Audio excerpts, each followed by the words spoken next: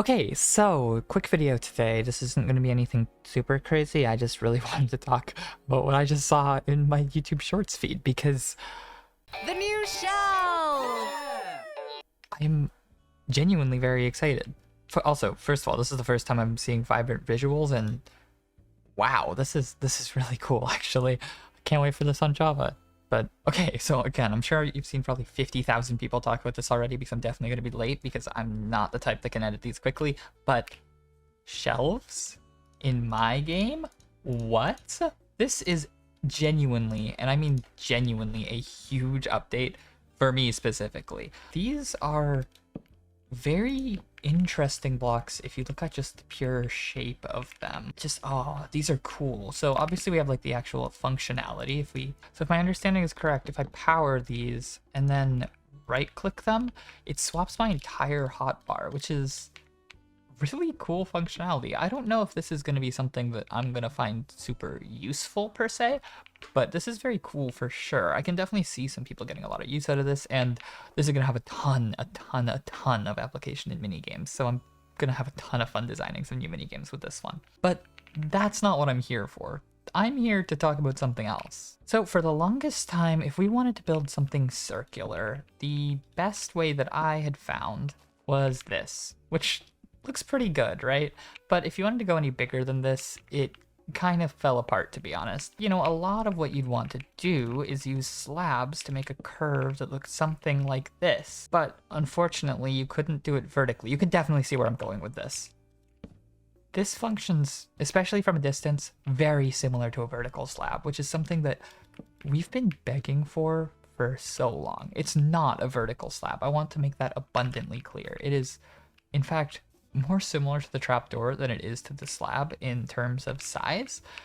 But if you go far away, it definitely adds to that curvature there.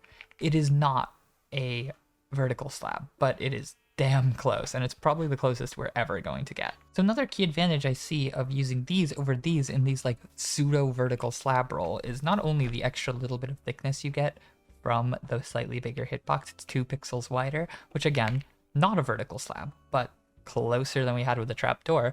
But I think another key advantage you get is if you look at the side profile, if we open all of these up, every single one of these, except maybe the spruce trapdoor, but even then there's an argument to be made for the shelf, looks probably better in a lot of scenarios, which is, again, a huge deal. Okay, hey, sorry, a quick button from editing gem, but what I meant here was the texture itself having like transparency in the trapdoors. That's all I meant here.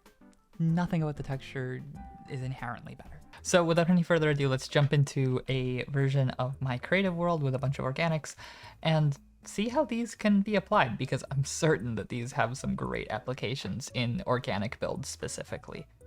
Okay, so you're gonna have to bear with me because these heads obviously didn't transfer over. They're Blackstone heads in the Java version, but just don't worry about it. But for example, I want to show just a few builds in this world that would have vastly benefited from using the shelves. Now, for one, I want you to just look at every place I use a fence on the side of a block here. If we go grab the corresponding shelf and break in place, I don't think that that's exactly the same effect. Wait. Oh my god, it's a game changer. Apparently, fence is attached to this. I wouldn't be surprised if this is a bug, but Mojang, if you're watching this, please. But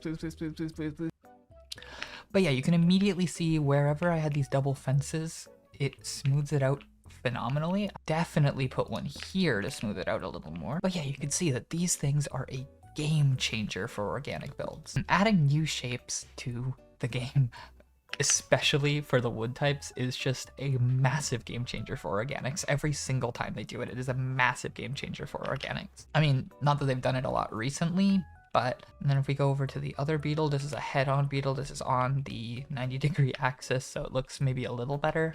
We can observe a similar effect, but even more exaggerated right here with these two, where we could stagger it even more like this, make this really nice tapering off effect. It is kind of perfect for this use case, and it makes me super excited to get my hands on these in Java with Axiom. It's going to be great. Here in the grab, I used fence gates like this to kind of make the illusion of a block. So for most angles, this gets a little thicker because I had to transition from 2 blocks thick to 1 block thick, which is a very difficult challenge.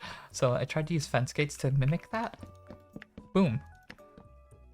Look at that.